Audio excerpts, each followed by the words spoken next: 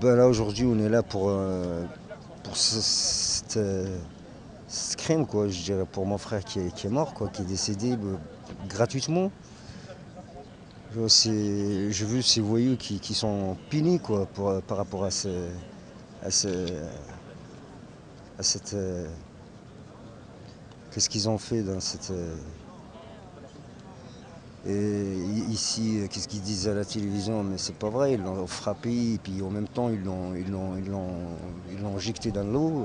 Parce que lui, il peut pas se jeter dans l'eau tout seul, puisqu'il était frappé partout, de partout, et puis en même temps, ils l'ont balancé dans l'eau. Et moi, j'ai entendu, là, ils disent, tout à l'heure, j'ai vu l'avocat, il m'a dit qu'il était frappé, mais ils ne l'ont pas balancé dans l'eau, je sais pas quoi. C'est pour ça que je suis là aujourd'hui, pour voir la vérité. Parce qu'il pense qu'il est tombé tout seul, c'est ça? Ouais, qu'est-ce qui.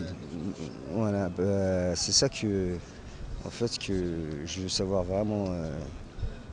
C'est pas possible quand on tape quelqu'un, on le tape et puis après, il se rajette à l'eau tout seul. Non, c'est pas possible. C'est qu'ils l'ont tabassé comme il faut et puis ils l'ont balancé dans l'eau comme un chien et puis basta quoi. Et ça, j'accepte pas ça moi. C'est vraiment, c'est un- j'ai jamais vu ça. C'est pas des êtres humains pour moi.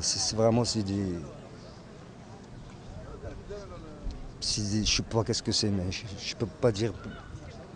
Voilà. Est-ce que vous trouvez normal que eux-mêmes avouent avoir vu se débattre dans l'eau et ne pas être intervenus? Parce ils prétendent ne pas l'avoir poussé dans l'eau et l'avoir vu se noyer et ne pas être intervenu. 6 personnes qui n'interviendraient pas quand quelqu'un est en train de se noyer. Rien que ça me paraît assez incroyable. Exactement. Ouais. C'est vraiment, c'est pas humain. Qu'est-ce qu'ils ont fait quoi? C'est pas humain. Même si je dirais il y avait une bagarre de taper, puis après, voilà quoi, on le balance pas dans l'eau parce qu'ils veulent vraiment finir sa vie. Donc ils ont fini sa vie quoi. Je veux dire c'est vraiment c'est pas juste. C'est pas juste. En plus, les médias ont le culot de parler d'altercation, comme s'il y avait eu quelque chose de spontané, sur le coup, alors que tout a été prémédité, puisqu'on a été chercher des gens, qu'un homme a été en chercher au moins 4 autres, si je comprends bien, qui sont venus en bande, que des crics de voitures ont été sortis. Ça n'est pas une altercation. Comment peut-on se permettre d'utiliser le mot altercation comme s'il y avait eu quelques échanges de mots désagréables entre personnes?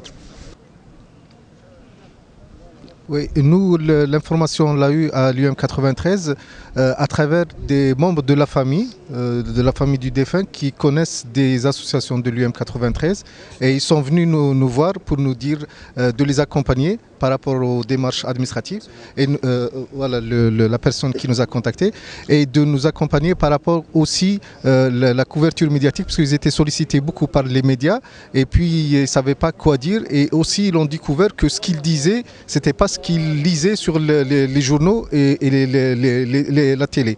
Donc voilà notre démarche. Deuxième chose, nous ce qu'on voulait faire, que dire à travers cette malheureuse histoire, que les voyous c'est partout. Il n'y a pas que les Noirs et les Arabes qui sont des voyous. Et que malheureusement, et ça il faut que les gens s'habituent, que dans la communauté juive, il y a aussi des voyous. Et ça, c'est ce qu'il faut faire.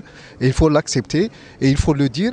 Mais ce n'est pas pour autant qu'on va sombrer et on va aller dans l'antisémitisme. Il faut dire qu'il y a des voyous partout.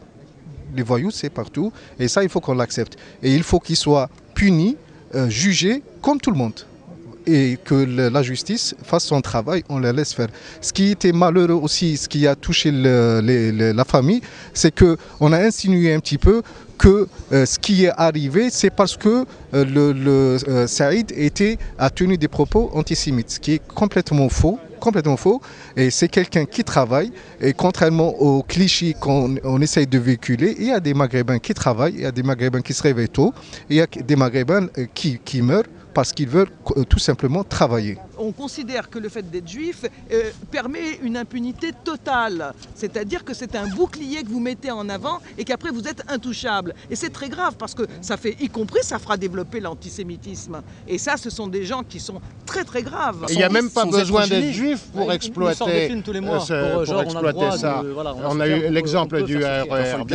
C'est quoi? C'est l'exemple d'une personne qui fantasme, qui est convaincue que si elle raconte une histoire en se disant victime juive, elle va avoir une attention médiatique et politique énorme, ce qui est advenu, vous en conviendrez. Oui, ben moi je crois que dans ce drame, il y a beaucoup d'éléments choquants.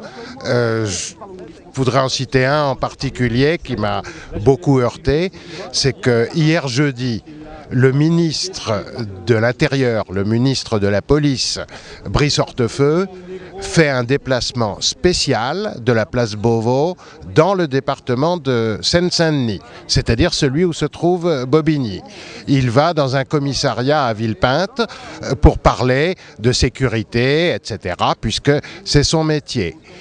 Aux journalistes qui lui tendent le micro, il évoque uniquement des affaires qui viennent de se dérouler à Tremblay en France, une affaire de trafic de drogue et une affaire d'un autobus caillassé et d'un autre incendié, des événements incontestablement désagréables, mais qui n'ont pas fait le moindre blessé.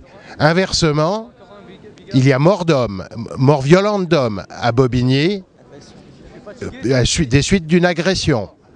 Brice Hortefeux n'en dit pas un mot et pas un journaliste ne lui pose la question. Parce que c'est, je veux dire, raciste que de protéger des gens sous prétexte qu'ils sont de telle ou telle religion.